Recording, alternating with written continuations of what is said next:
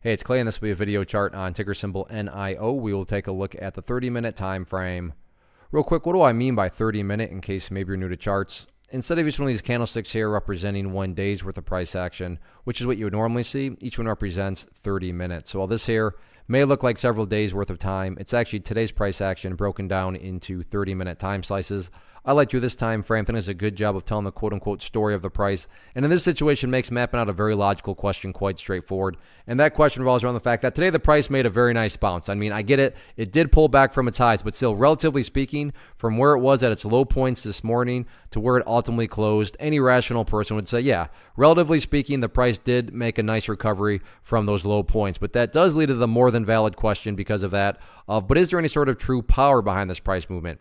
Is there any sort of genuine strength, or is this just some sort of knee-jerk reaction, dead cat bounce type move? I have no idea, but like I said, by using charts, we can make answering that question very straightforward. And in my mind, it all revolves around a single area, and that area is this green line right here at $6.50, which comes from the video I did on this one on Tuesday, but it still totally plays a role here because hopefully we can agree on this logic that price movements with true power, so a bounce that's actually a true bounce, well, the price is going to keep bouncing. Or in other words, the price is going to make progress forward. It's not going to go back to where it was. I'm assuming you're saying, thanks, Captain Obvious. Of course, if a bounce is truly a bounce, it's not going to go back to where it was. That'd be a total contradiction.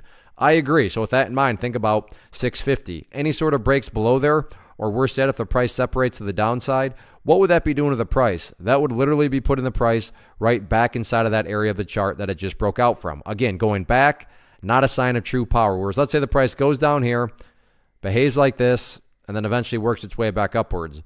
What would you have in this situation? Well, you'd have a set of lows right here. You'd have that low down there if you envision each one of those as stair steps.